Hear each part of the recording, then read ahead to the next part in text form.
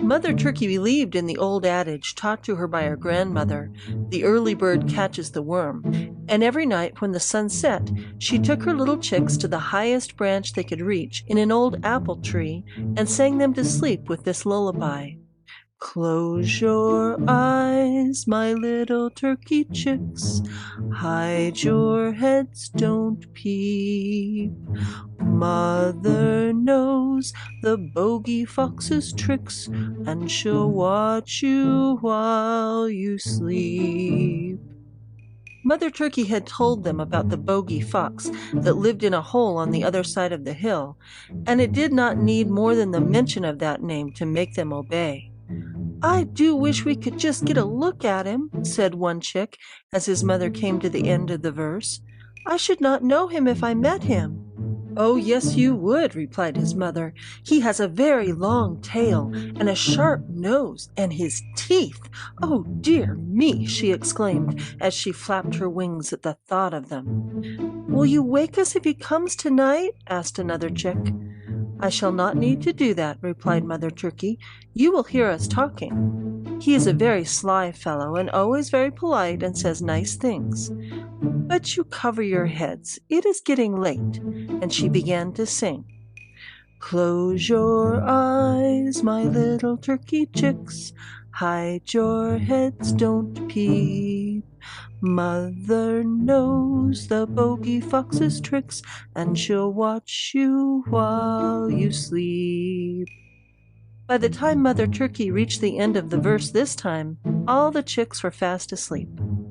Mother Turkey stretched out her wings once or twice and turned her head in all directions, and then settled herself for a nap. The moon was shining brightly when she awoke, and she saw not far off what looked like a large black dog walking cautiously toward the tree. Mother Turkey took another look and saw the bushy tail, and she perched herself more firmly on the limb and looked to see if her children were safe on there too, for she knew that the bogey fox had come to take one of her chicks back to his hole if he could. "Good evening, Mr. Fox," she said, as the fox came near enough to hear her. "I was sure that I knew your splendid figure. You certainly make a most remarkable picture in the moonlight." Mr. Fox was somewhat taken aback at this compliment paid him in such a pleasant manner, for usually he was the one to make remarks, and the turkeys listened, not daring to move or speak.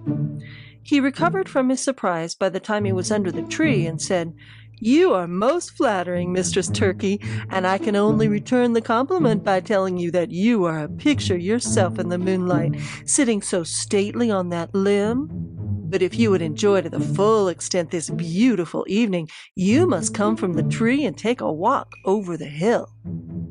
"No doubt you are right," replied Mrs. Turkey, "but I could not think of leaving my children alone."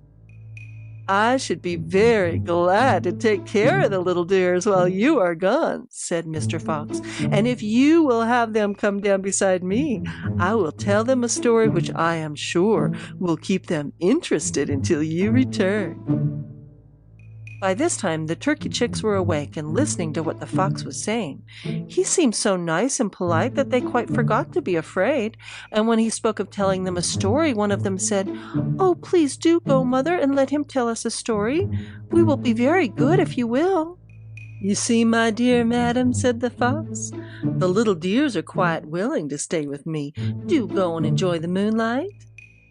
Mother Turkey looked at her children in a way that plainly said to them, "Be quiet."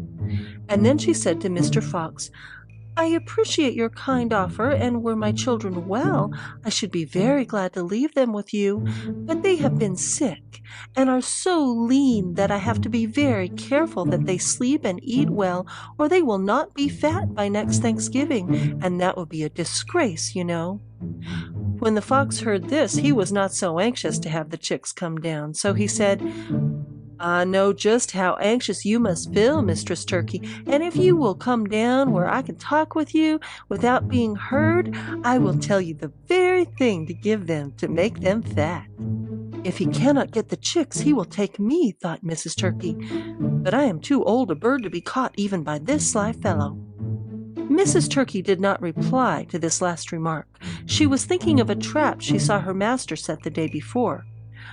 "I wish you would walk around a little so my children can see what a beautiful bushy tail you have," she said. "They have never seen so handsome a fellow as you are." Mr. Fox was very proud of his tail, so he walked out from the shade of the tree and strutted about. "Tell him how handsome he is," whispered Mother Turkey to her chicks. "Oh, isn't he handsome?"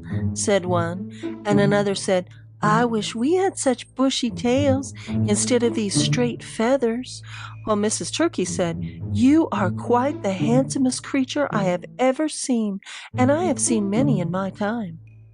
By this time the fox was so pleased with their admiration that he was ready to do anything to display his charms.